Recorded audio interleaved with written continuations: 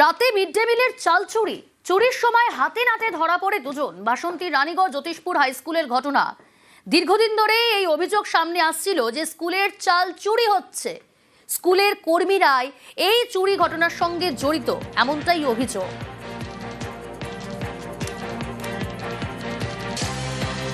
অনুপ রয়েছে আমার সঙ্গে। অনুপ, যে অভিযোগ সামনে আসছে যে এই চুরির ঘটনার সঙ্গে স্কুলের কর্মীরাই নাকি জড়িত বা অভিযোগ এমনটাই, স্কুল কর্তৃপক্ষের তরফ থেকে কি জানানো হচ্ছে, ঠিক কি অভিযোগ সামনে এলো আর সেই অভিযোগের ভিত্তিতে কি ব্যবস্থা? দেখো, ইতিমধ্যে যে স্কুলের প্রধান শিক্ষক তিনি জানিয়েছেন যে এই ঘটনা তিনি জানতেন না, তবে তিনি গ্রামবাসীদের কাছ থেকে জানার পরে কিন্তু তিনি বাসন্তী থানায় অভিযোগ দায়ের করেছেন। অভিযোগের ভিত্তিতে বাসন্তী থানার পুলিশ কিন্তু ঘটনার তদন্ত শুরু করেছে। তবে এই যে জ্যোতিষপুর হাই স্কুলে যে দীর্ঘদিন ধরে চাল চুরি হয় বা বিভিন্ন কিছু চুরি হয়, সেটা কিন্তু গ্রামবাসীরা এবং প্রাক্তন ছাত্র তিনি কিন্তু দাবি করছেন এবং তিনি জানাচ্ছেন।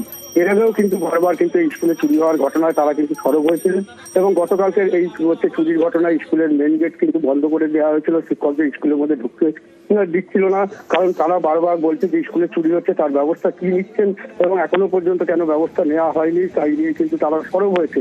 এই ঘটনায় কিন্তু যথেষ্ট চাঞ্চল্য ছড়িয়ে পড়েছেন। তবে প্রধান শিক্ষক তিনি কিন্তু জানিয়েছেন যে তিনি থানায় অভিযোগ দায়ের করেছেন।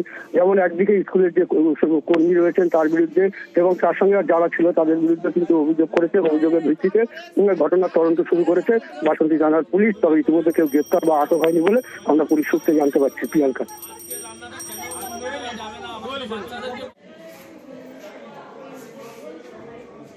কালকের এই স্কুলের ক্লার্কের একটা বিশ্বজিৎ জানা উনি কালকের ওনার ওয়াইফকে নিয়ে এসে রাত 1টার সময় চাল চুরি করেছে এবং এই স্কুলের যে ঘণ্টামারে ভক্তমণ্ডল ওনার দুটো ছেলে নাকি সাথে ছিল। আমরা একটা প্রতিবাদ চাচ্ছি বা বিচার চাই। গতকাল রাত্রে আমার সোনারপুরে বাড়ি, আমি সেখান থেকে টেলিফোনে জানতে পারি যে আমাদের মিড ডে মিলের চালের স্টোর রুম থেকে 2 বস্তা চাল বিদ্যালয়ের একজন ক্যাজুয়াল স্টাফ এবং বাইরের একটি ছেলে তারা চুরি করে।